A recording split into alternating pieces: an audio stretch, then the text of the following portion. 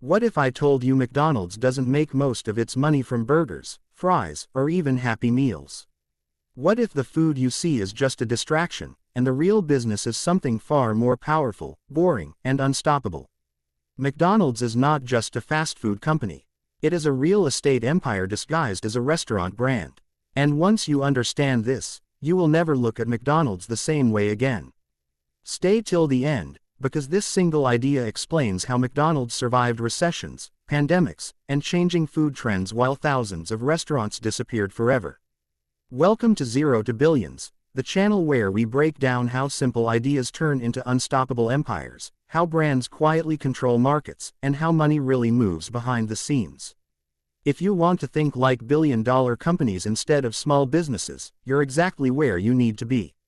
Most people believe McDonald's makes money the same way every other restaurant does: sell more food, make more profit. Burgers, fries, soft drinks, and fast service seem like the obvious answer.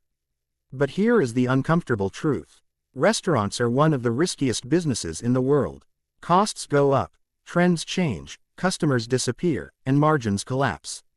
If McDonald's depended only on food sales, it would have failed long ago. Yet it didn't. It scaled globally and became one of the most stable companies in history. That's because food was never the foundation. Real estate was. Everything changed when Ray Kroc realized something most entrepreneurs never understand. He understood that if you control the land, you control the business. Instead of just opening restaurants, McDonald's started focusing on locations. High-traffic corners, busy highways, growing neighborhoods, and future hotspots. McDonald's would buy the land or lock it into long-term leases at extremely favorable rates. Then, and only then, it would open a restaurant on that land. But here's the genius move. McDonald's usually doesn't run the restaurant itself. It gives the restaurant to a franchisee. The franchisee invests their own money, hires staff, manages operations, and deals with daily stress. In return, they pay McDonald's rent, royalties, and fees. Even if the restaurant struggles, McDonald's still gets paid. Even if sales drop, rent still comes in. McDonald's is not betting on burgers. It is collecting rent like a landlord. This single structure makes McDonald's almost impossible to kill. Normal restaurants die when sales drop. McDonald's survives because its income is protected. Franchisees take the operational risk. McDonald's owns the assets. If a franchisee fails, McDonald's replaces them. The building stays. The land stays. The brand stays. This is why McDonald's keeps winning while others collapse. Most franchisees believe they own their McDonald's restaurant, but in reality, they don't. McDonald's owns the land, the building, the system, and the brand. Franchisees are closer to tenants than partners. They follow strict rules, pricing guidelines, menu controls, and operational systems. This level of control ensures consistency while protecting McDonald's real estate investment. It's controlled entrepreneurship at its finest. Location is everything, and McDonald's treats it like science. The company uses deep data, traffic patterns, population growth, city planning, and future development projections.